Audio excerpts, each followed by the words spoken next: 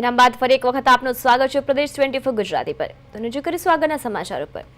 ગુજરાત યુનિવર્સિટીની હોસ્ટેલમાં વિદ્યાર્થીઓને પાણીની અછતનો સામનો કરવો પડતા NSUI દ્વારા આજે કેમ્પસમાં ઉગ્ર વિરોધ પ્રદર્શન કરવામાં આવ્યું હતું।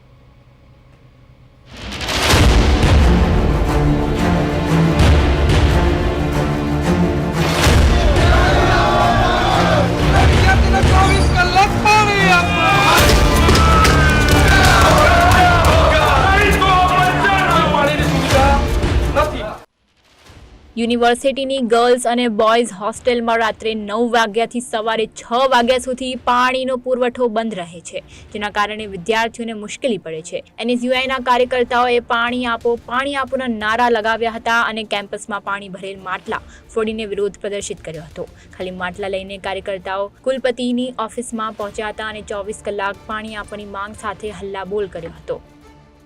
અહીંયા પાણીની મુખ્યત્વે સમસ્યા બપોરના સમયે સાંજના સમયે પાણી આવતું નથી અને તેના માટે અમારે બહાર જઈને પાણી ભરવું પડે છે। રાત્રિના સમયે કોઈ ઇમરજન્સી હોય કે જે કંઈ હોય છે અને મુખ્યત્વે સમસ્યા તો પીવાના પાણીની છે, જે બહારની સાઈડ રાખ્યું છે, જે પહેલાં અંદર હતું પણ અને બધા બ્લોક વચ્ચે એક જ પાણી હોવાથી તમારે એ પણ સમસ્યા છે। અને બીજી કે ફોરેનના વિદ્યાર્થીઓ ત્યાં આવે છે અને વરસાદના સમયે હવે ઠંડીના સમયે અમારે નીચે આવીને બહારની સાઈડ પાણી ભરવું પડે છે। પાણીમાં તો જે પહેલાં વાત કરી કે 24 કલાક પાણી આવતું નથી અને જે બધા નળને છે બધા લીકેજ થાય છે અમુક બપોરે ને એ બધા પ્રમાણે, અને રાત્રે 9 વાગ્યા પછી પાણી નથી આવતું। જે બધા યુરિનર છે એ બી બધા તૂટી ગયેલા છે, અમુક એટલે લીકેજ થાય છે, નીચે આપણે વોશરૂમ જઈએ તો નીચે બી પડતું હોય છે, એવા બધી પણ છે।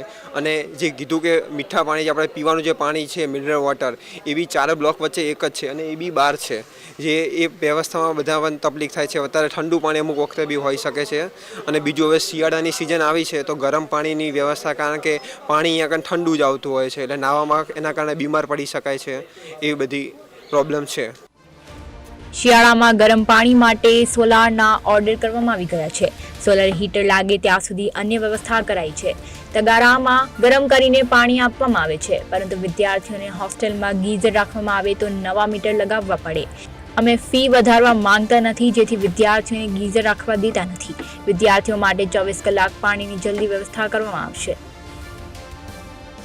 તેમણે મ્યુનિસિપલની વ્યવસ્થા અને બીજી ટાંકીની પરવાનગીનો ઉલ્લેખ કરીને 2 મહિનામાં અથવા જલ્દીથી 24 કલાક પાણીની વ્યવસ્થા કરવાની ખાતરી આપી હતી। કુલપતિએ 2 મહિનાનો સમય માંગતા NSUIના કાર્યકર્તાઓ ઉશ્કેરાયા હતા। કુલપતિની ઓફિસમાં થયેલા હલ્લાબોલ બાદ પોલીસે વિરોધ કરી રહેલા કાર્યકર્તાઓની અટકાયત કરી હતી।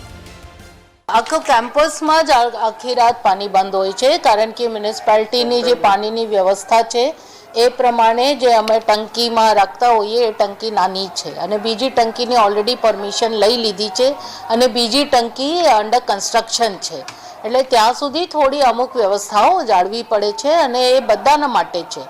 ટોટલ રેઝિડેન્શિયલ કોલોની, VC બંગલો, બધી જગ્યા 9 થી 6માં પાણી બંધ હોય છે અને આજની વ્યવસ્થા નથી, વર્ષોની આ વ્યવસ્થા છે। બીજી વસ્તુ એ છે કે એ લોકોને શિયાળામાં ગરમ પાણી જોઈએ। ઓલરેડી સોલરના અમે ઓર્ડર કરી દીધા છે અને સોલર હીટર લાગવાના જ છે, પણ ત્યાં સુધી કન્વેન્શનલ રીતે ગરમ પાણી મળે છે, જે આંચ ઉપર પેલા તગાડામાં ગરમ કરીને આપવામાં આવે છે એ વ્યવસ્થા છે।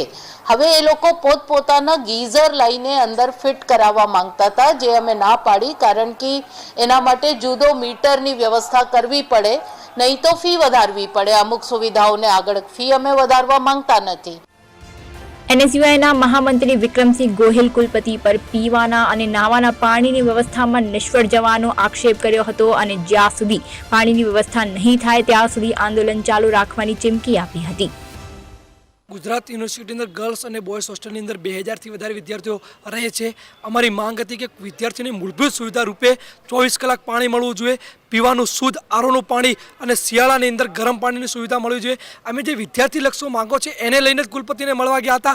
કુલપતિના ઘરની અંદર જો અડધો કલાક પણ પાણી બંધ રહે તો આખું એસ્ટેટ ખાતું દોડતું થઈ જાય છે, પરંતુ આ વિદ્યાર્થીલક્ષી વાત કરવા ગયા ત્યારે કુલપતિને વિદ્યાર્થીલક્ષી વાતોમાં કોઈ રસ જ નથી, ખાલી ટેન્ડરો પાસ કરવામાં જ રસ છે। કુલપતિ એવું કહે છે કે હું 2 મહિનાની અંદર પાણી કરીશ, AMC પર ખોટા આક્ષેપો કર્યા છે। કુલપતિનું પોતાનું યુનિવર્સિટીનું ટાંકાની સુવિધા છે, પરંતુ રાત્રે 9 વાગે પાણી બંધ થઈ જાય છે। અમારી મુખ્ય માંગ છે કે મહિલા 20 દરેક મહિલા છે એમને ખબર હોવી જોઈએ કે મહિલાઓને રાત્રે પાણી ના આવે તો શું સમસ્યાઓનો સામનો કરવો પડે છે.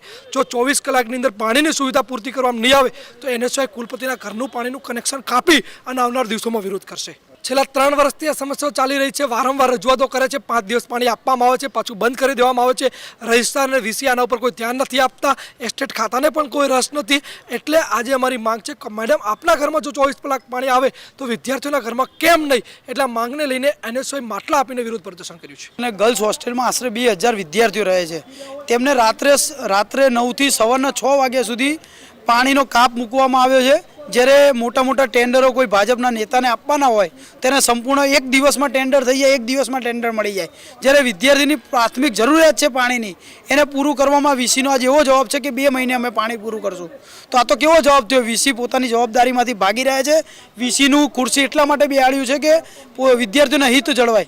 માત્ર VC ભાજપના કાર્યક્રમોમાં કઈ રીતે જવું, ભાજપની દલાલી કઈ રીતે કરવી, એ હેતુથી માત્ર VC બન્યા છે. એમના વિદ્યાર્થીઓની પ્રાથમિક જરૂરિયાત શું છે, કેવી રીતે વિદ્યાર્થીઓ હોસ્ટેલમાં રહી રહ્યા છે, એના ઉપર કોઈ ધ્યાન નથી. તેની સામે NSYનો વિરોધ છે. છેલ્લા 3 મહિનાથી પાણીની સમસ્યા છે. આજે NSY એક સિમ્બોલિક વિરોધ, જેમ કે માટલા આપ્યા છે અને માટલા ફોડ્યા છે કે તમારી પાસે પાણીની વ્યવસ્થા ના હોય તો અમે માટલા આપીએ છીએ, અમે માટલામાં ભરીને પાણી મૂકીશું તમારથી જો પાણીની વ્યવસ્થા ના થતી હોય તો. અમે VCને 24 કલાકનો ટાઈમ આપ્યો છે. જેમ વિદ્યાર્થીઓને રાતે 9 થી સવારના 6 વાગ્યા સુધી પાણી નથી મળ્યું, એમ VCના ઘરનું બી કનેક્શન NSY કાપી નાખશે.